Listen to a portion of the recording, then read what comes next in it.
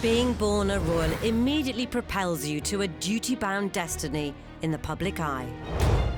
Well, I'm better than William, so it's fine. Yeah, just like Have that. you been helping him with the exams? Yeah, an awful lot. He needs a lot of help. From the hospital steps cameo May we see your son, Your Royal Highness? Royal children have always been exposed to prying cameras, whether it's paparazzi or whether it's staff cameramen belonging to newspapers. That's par for the course. to your first day at school. If you're a child in the royal family and you're hoping to grow up and go to an ordinary school, you can forget it. Everything is under constant scrutiny. Elizabeth and Margaret and other royal children have to live in this gilded cage, which has many wonderful features, but it's also a bit of a prison. As royal commentators dispel the myth of the monarchy, They ended up with the king doing the conga round the staterooms of Buckingham Palace. experts will break down key archive from crucial moments in royal history. It was a fairy tale created by the Grimm brothers. Anybody entering the royal circles needs to come with their A game. So prepare to discover what actually happens when blue blood runs red. What have you been doing in here all day? This is The Royals Revealed.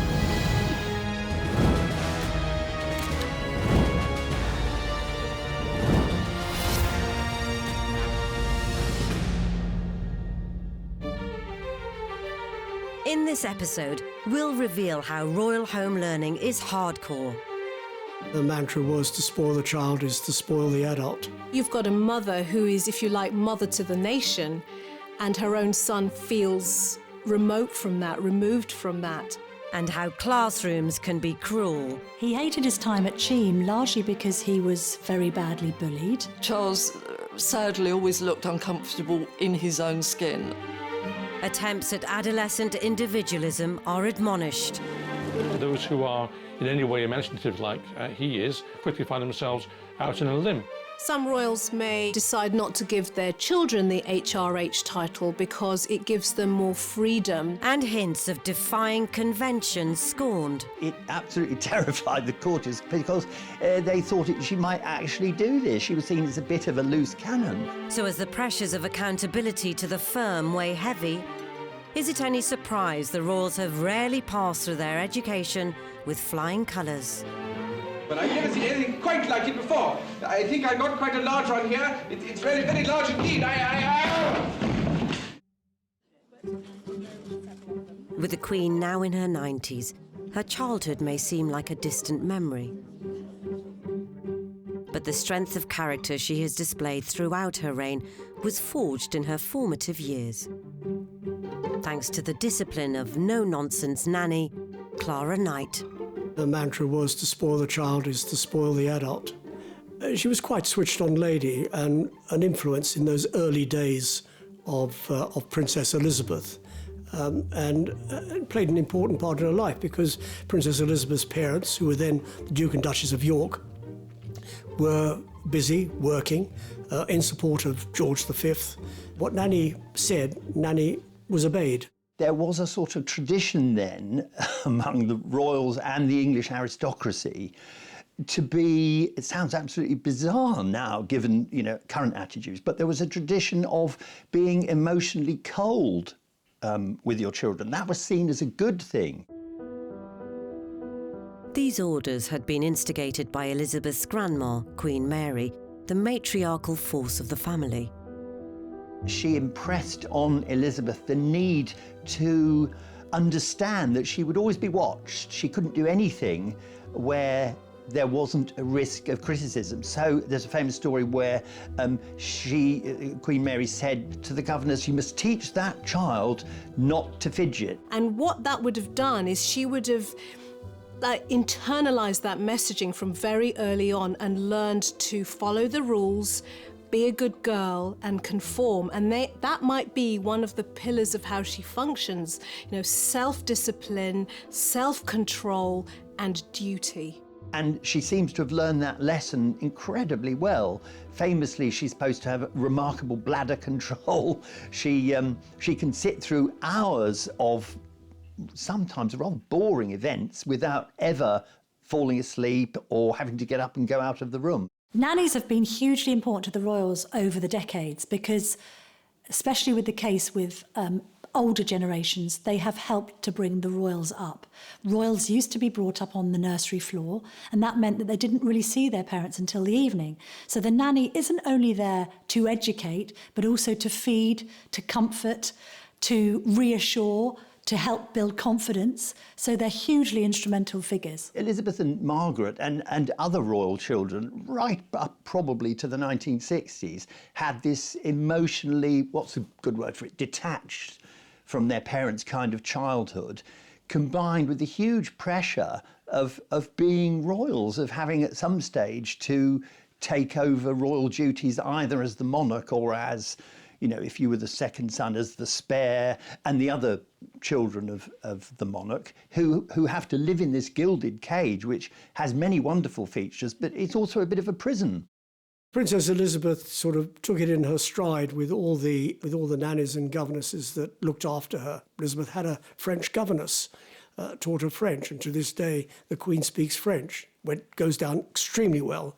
So all these people who played a key role in her early days would look down from the heavens and say, gosh, we did a good job, didn't we?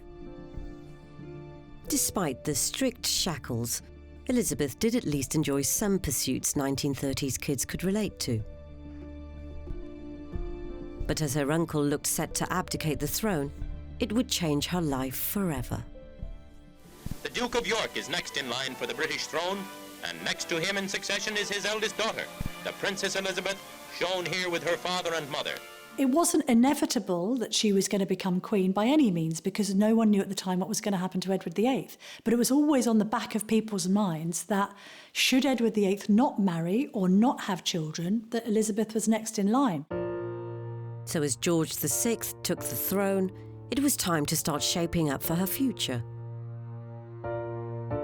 She was allowed, and against all protocol, her father allowed her to look through the red boxes, you know, the documents from government that she had to look through and sign, or he had to look through and sign. She was getting more constitutional history lessons than Princess Margaret, which was something that caused discomfort between the two sisters. And so it was always the case that George VI and the Queen Mother had to prepare Elizabeth for the throne. But outside the palace walls, there was much more Elizabeth had to learn. And her next move would be totally unexpected.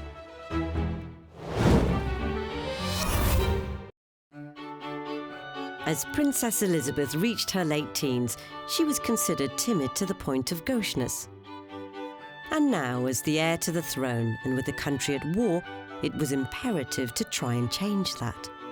When Princess Elizabeth joined the Auxiliary Territorial Service, she felt that it was time for her to do something. She had been a brownie, she had been a girl guide, she'd been a sea ranger. She wanted to do something useful. And so, at the age of 18, she duly swapped the pageantry of being a princess for boiler suits and oil-stained fingers. She felt that she should be leading by example, even in those early days. It's easy to be cynical and say, oh, this was just good PR, but there certainly was a PR element, but there was also a genuine feeling. Elizabeth had a genuine sense that she should do this. I think we're getting more clues about the real Queen from the ATS stuff. I think she's been more revealing. She's not doing that by being all singing or dancing, but I think she was marinated in this kind of royal duty role and always looking like the little princess and almost being quite motherly to her sister as well, and being very ladylike. And suddenly it's an almost unisex role where she can use her skills and her brain in work that was known as man's work in those days. And she was clearly very good at it. She still loves to show off that she can do all of that kind of thing. So I think she probably knew this was going to be her only chance to revel in a life like that, because after that it was going to be all about crowns and elegance and being incredibly ladylike. There was also the chance to experience the freedom of having her own set of wheels. She suddenly was out in the wider world. She wasn't living any longer in a palace surrounded by servants. I mean, she certainly went back to that, but it would have given her a glimpse of the wider world, and it would have given her practical skills. Though she was careering around in trucks in her teens, the Queen has never had to take a driving test. Queens don't take tests, certainly not in those days. She learned to drive on the private estate. She doesn't drive on public roads at all, so there's no need to take a test. She's a good driver even today. I've driven with her, never worried at all. But if there was a trace of the regimented lifestyle being eased, that all evaporated a few years later with her father's death, as the premature end of one reign meant the sooner than expected start of hers. The biggest test for Elizabeth certainly came when her father died. And I think also Elizabeth, she did have a strong sense of the history of the royal family, and she knew that her situation as a very young woman, becoming the monarch of what was still then a pretty big empire, was paralleled by her ancestor Queen Victoria, who became queen at a very young age and was remarkable in very quickly getting a grip on what was seen as, in Victorian times, an even more difficult task for a young woman. The shock of her father's death was trauma enough. Then Elizabeth had to step into becoming queen at the age of only 25. Now, when somebody experiences the traumatic loss of a parent, sometimes their way of dealing with it is to throw themselves into work. And I wonder whether this is something that she did. She just focused on her duty. The narrowness of her education was the perfect preparation for being the monarch, because she's very single-minded. She hasn't been distracted by all sorts of other intellectual possibilities. And so that focus has enabled her to hardly put her foot wrong for decades while she does this one job that she's really, really good at. But no matter how well she took to becoming the monarch, her sense of duty had a knock-on effect for her own offspring. Charles was a lonely child, primarily because the Queen had to go off and do the job for which she was anointed to, and therefore had to leave the children around. Prince Charles was only 3 when his mother became queen and knew no different. So from that point onwards, his destiny, his path was marked out before him, even when he was just a toddler. You've got a mother who is, if you like, mother to the nation, and her own son feels remote from that, removed from that. And I wonder whether, from his point of view, that psychological and emotional bonding and closeness didn't happen in a way that made him feel secure with her. By the time he was 8, the Queen and Prince Philip decided Charles needed the company of children in a classroom. Someone said he thinks too much for someone so young. And throughout his life, but especially when he was a child, it's very clear that he was, I wouldn't say oversensitive, but certainly more sensitive than would work to his advantage. So Charles became the first heir to be educated outside the palace. He hated his time at Cheam largely because he was very badly bullied. I think he didn't particularly enjoy being away from home and was terribly homesick. The students there seemed to perceive that if they befriended Prince Charles, they would be accused of sucking up. Even Sports Day, supposedly one of the highlights of the term, brought the embarrassment of having to introduce his parents to his classmates. And his exacting father wouldn't have been impressed by his aptitude for competition. Philip's answer? Get tougher. He's making the decisions about what happens to the children and where they're educated. And he wants his son to go to Gordonston, where he feels his sensitive child needs to be toughened up. Although Gordonston suited a character like the Duke of Edinburgh down to the ground, very self-possessed, more academic, with great sporting prowess, it was absolutely the wrong environment for a boy as sensitive as Prince Charles was. He still hasn't fully forgiven his father, even now, all these years later, for those early experiences. Having made it through his hardships in the Scottish Highlands, ending up as head boy with 5 O-levels and 2 A-levels, Charles made his way to Cambridge. Prince Charles famously was admitted to Cambridge with grades at his A-levels that no other human in the world could possibly use to get into Cambridge.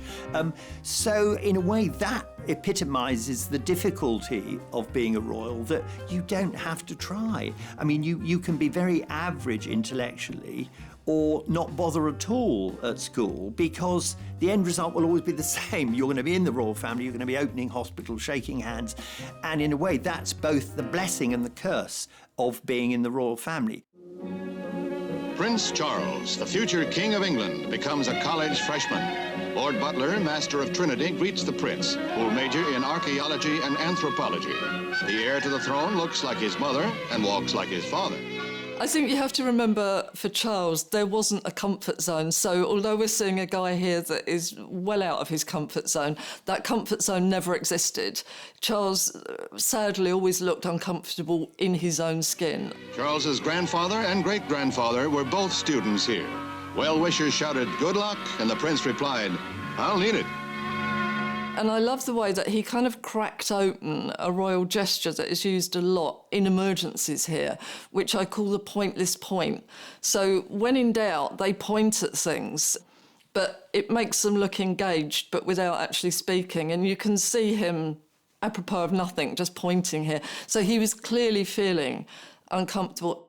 I talked to someone who was at Cambridge at the same time who said that Charles was always on the edge of things. I mean, he did join informally, but it was always difficult for him, impossible, in fact, to be treated just as one of the other students. Do you know, I actually saw him there. We had a school day outing at Trinity, and imagine a load of giggly schoolgirls, and he walked across the quadrangle behind us. Well, can you imagine? He was always easily embarrassed. His cheeks went absolutely crimson.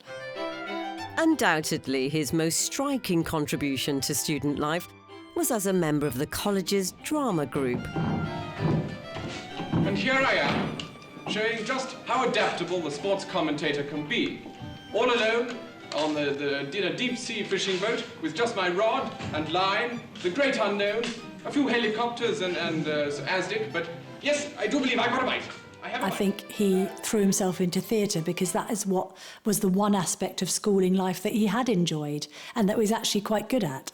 His versatility encompassed enthusiastic sports reporter. Take up the strain. This is most exciting, ladies and gentlemen. I've never seen anything quite like it before. I think I got quite a large one here. It's very, very large indeed. An eccentric guy besieged by hostile bagpipes.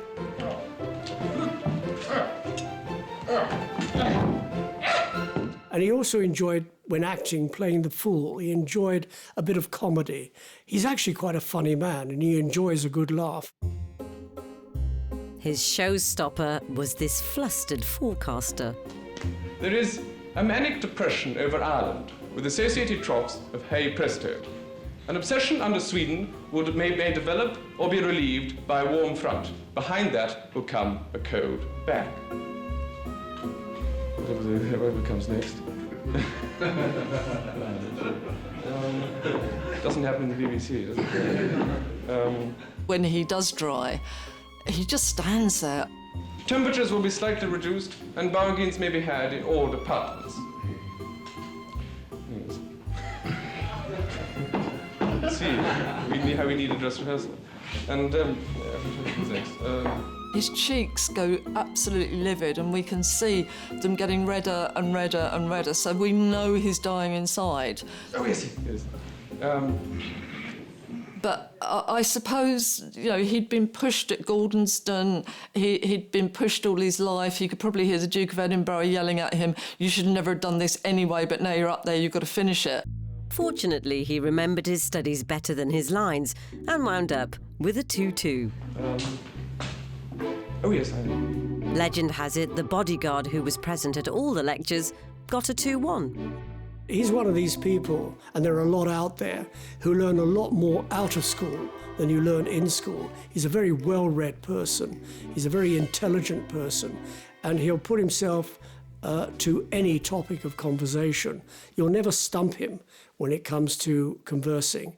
You can come up with some esoteric subject and he'll be able to talk about it. So he's a very well-read and learned person and an interesting person as well. But if you compare today to what he was like at school, two completely different people.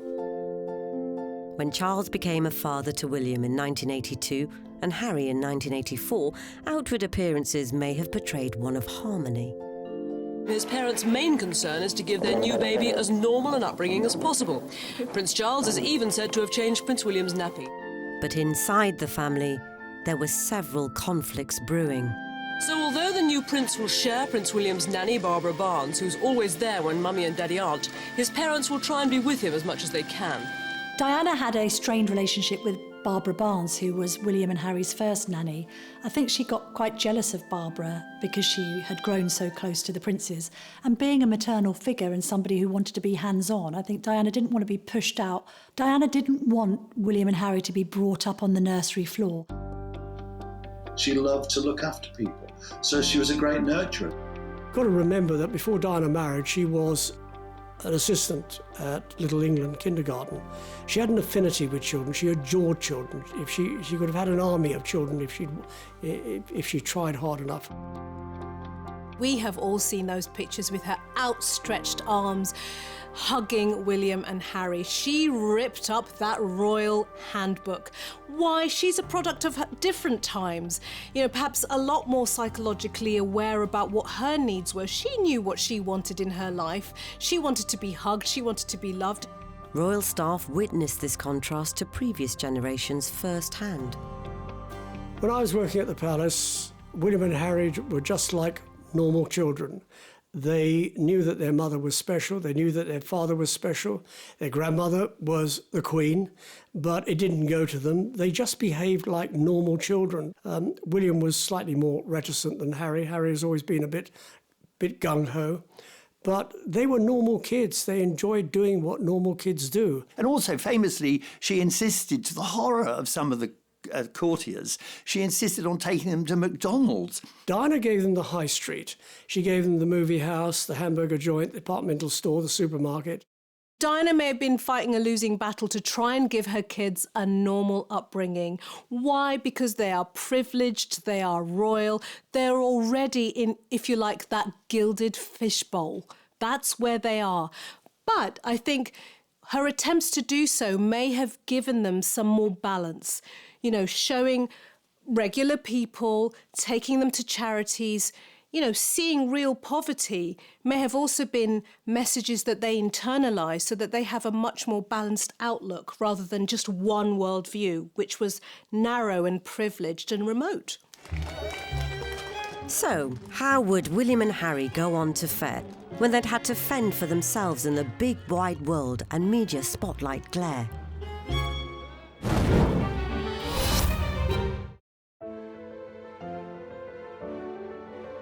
In comparison to previous royal generations, Prince William and Prince Harry's childhoods seem to have come with perhaps a bit more freedom than their predecessors.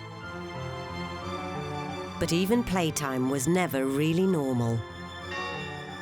But this year, at midday in the old fire station yard of Sandringham House, the Queen had laid on a treat for the press. A treat, too, for the grandchildren, who are allowed to play on the ancient appliance.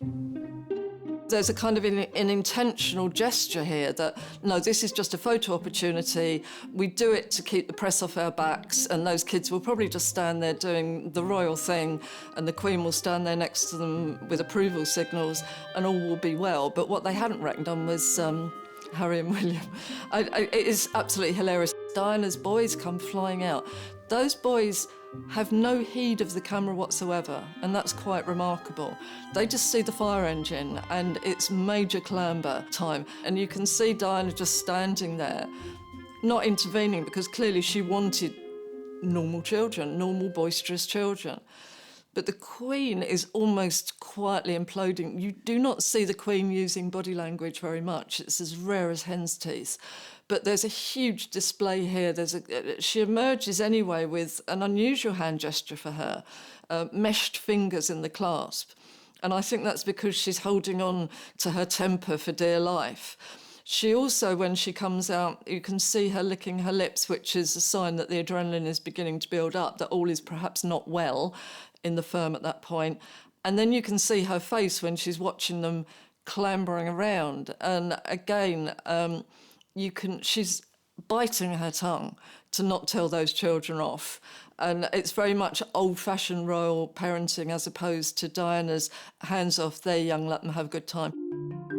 So I think Philip and Elizabeth, when they saw Diana doing this very modern version of parenting, not wanting to go away on official trips too often to be away from the children, I think they felt that Diana was taking it too far.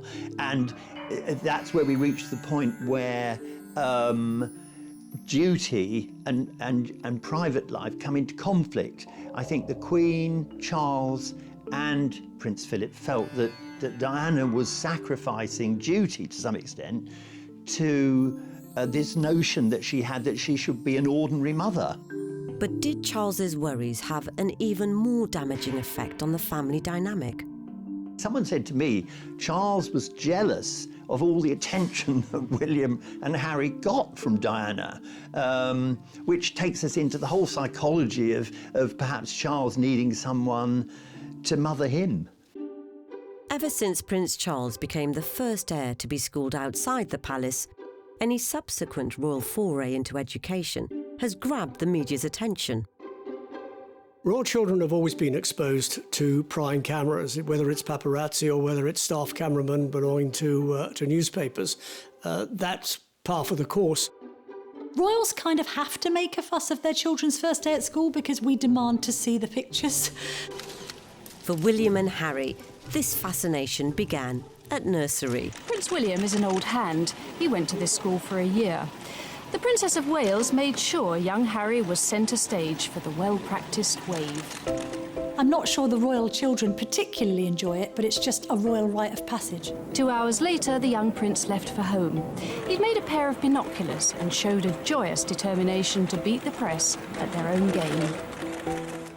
The Paps were a constant for every new first day that followed. William and Harry started their schooling life at Wetherby Prep before moving on to Ludgrove and then going to Eton. There was an idea that Charles and Diana wanted a degree of localism towards their son's education because Charles had had such a miserable time being sent away to board at Gordonston. And I don't think Diana wanted the children to be too far away either. Apparently, to tease these old Etonian advisors, she said, oh, I really think we should look at sending William and Harry to Holland Park Comprehensive. It's a big state school just around the corner, around the back of Kensington Palace. And of course, she didn't mean this, you know, but it absolutely terrified the courtiers because they thought she might actually do this. She was seen as a bit of a loose cannon. Royal favourite Eton played host to both boys' secondary education. If you're a child in the royal family and you're hoping to grow up and go to an ordinary school, you can forget it because like nannies and governesses, public school is just seen as an essential part of growing up as a royal. They were probably teased a bit when they went to school because although they went to school as William Wales and Henry Wales or Harry Wales, people knew that they were both princes and Prince Charles was one day going to be king. They were expected to deliver the grades, yet Harry seemed to play the fool. He experienced his parents' divorce, which would have had its own emotional trauma. His mother tragically and violently dies. That's another emotional trauma. At 17, he's called a pothead, so he's already rebelling, a lot like lots of different young people do. It's a developmental stage, saying, I don't want to follow my parents, I want to follow my peers. Harry left Eton with 2 A-levels, a B in art and D in geography. William, on the other hand, took his education further. So far, in fact, it was in another country. To the delight of fellow St Andrews alumni like Kate Middleton's Hall's neighbour, Helen McCardle. Those of us who were residents in St Salvator's Hall were taken into the common room, and we were told at that meeting that, in no uncertain terms, we couldn't speak to the press about him. But he didn't turn up alone. Prince William did have 2 security guards or bodyguards who were with him, and they stayed in the Hall of Residence. And actually, his 2 bodyguards were so sort of unassuming that for a long time, a lot of us just thought they were mature students. We didn't actually realise they were his bodyguards. As he dynamically strode to his local newsagent for student essentials, such as a notepad, William hoped he'd blend into the undergrad crowd, but that was unlikely. You have, lecture theatres absolutely packed out, people sort of craning their neck to try and get a look at Prince William. He even experimented with nicknames to aid unlikely anonymity. Some people used to refer to Prince William as Steve as a nickname, and I think we used to refer to Prince William sometimes as P. Willie. But he couldn't hide behind an alias after celebrating the end of first year. Prince William had been coming back with some of his friends, and he had stumbled and fallen into the bushes outside the Hall of Residence, and his bodyguards basically had to go in and retrieve him and pull him out and take him off to bed. But the bodyguard's rescue mission didn't end there. Some of the people whose bedrooms overlooked the front of the halls and overlooked these bushes had been, taking photos outside of the window, and apparently the bodyguards came round to confiscate the film from their phones. William had also been the centre of Hall's matchmaking gossip. So definitely in first year, everyone did notice that Kate and William spent an awful lot of time together. You would see him standing outside her room, maybe in the doorway, talking to her. You would see both of them coming and going from lectures together. You knew there was definitely a close friendship there. By the time of their graduation, Kate and William were very much an item, as all the family turned out in support. William Wales. This was a proud day for the family and an occasion with its own quirky traditions, like being patted on the head with a leather pouch containing a fragment of the trousers of a 16th century preacher. Peculiar, you said it. The perfect curtain raiser, then, to a royal life. Meanwhile, it was no surprise that Harry had ditched education to pursue a life in the army. Even as a little boy, he'd dress up in his commando camouflage gear, and if you were waiting in the sitting room at Kensington Palace, you might see a little toy rifle come round the door first, followed by Prince Harry. He was, in a way, always wanted to be a career soldier. For the first time in his life, he realised he was really good at something. Much had been made of his academic record by himself, actually. He used to laugh and joke that he wasn't academic and couldn't get good marks in anything. Harry had gained a place at Sandhurst, despite having not been to university, and even more remarkably, was eventually selected for the elite Apache co-pilot gunner course, which put him on a collision course with William, now himself a qualified pilot with the RAF. The brothers had always enjoyed a healthy rivalry throughout their lives, from impromptu sprints to cheeky fouls on the football pitch. Both are quite stubborn. Both are extremely competitive. The military brings out a spirit of competition, and I think there may have been resentment on William's behalf that Harry got to serve on the front line and he didn't. Now they had to contend with living and working together. Exams never been my favourite, and I always knew that I was going to find it harder than most people, but I'm through that now, and finally got hands-on to a job that I absolutely adore. It is still hard work, but I'm better than William, so it's fine. Yeah, Have you been helping him with the exams? Yeah, an awful lot. He needs a lot of help. It's the RAF way, so you have to help the army out quite a lot.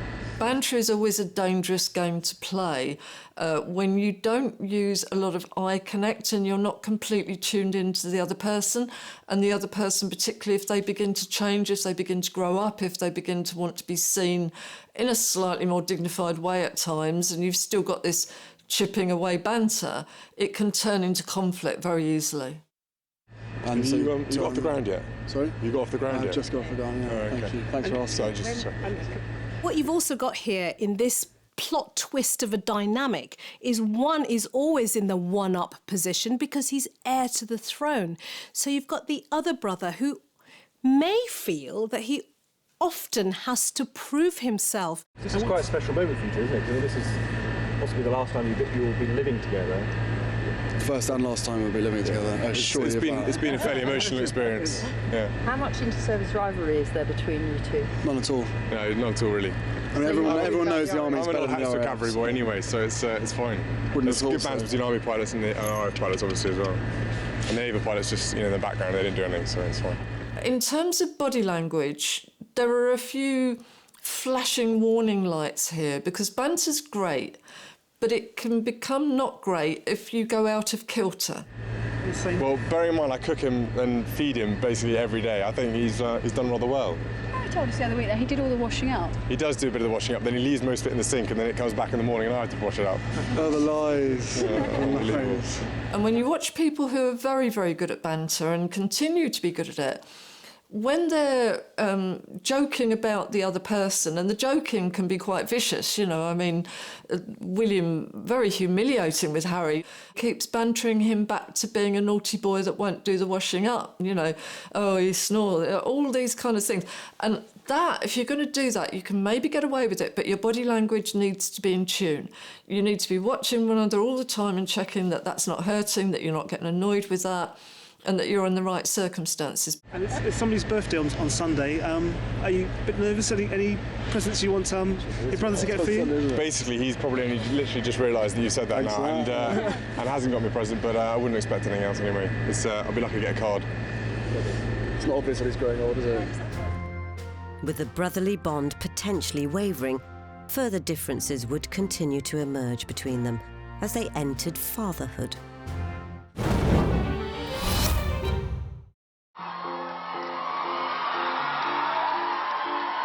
Royal births have always delighted the nation and sparked a media frenzy. Ahead of him, all the strangeness and the razzmatazz of being the son of the future king. Wonderful, this news about Princess Margaret having a baby. I think it's gorgeous. We've even placed bets on what they'll be called. Have you any choice of a name? Not really, I hadn't thought about it. Perhaps Hugh, a Welsh name. A Welsh name, you think? Yes, I think so. I actually think they should have called him Henry. I like the idea of Henry the Ninth. Henry the Ninth! With Prince William a father of 3 and Harry welcoming Archie into the world, scrutiny surrounds how the new generation will be raised. And the Cambridges have gone down a traditional route. Sometimes their nanny, Maria, wears her Norland nanny uniform because when in public, everyone needs to be dressed appropriately. So what makes a Norland nanny a cut above the rest? So Norland College has been around for 128 years. It started initially as a training institute to train young people in working with young children. Norland has worked with many different families, including royalty, all around the world. And we do work hard to ensure that, whoever our graduates go on to work with, that it remains confidential.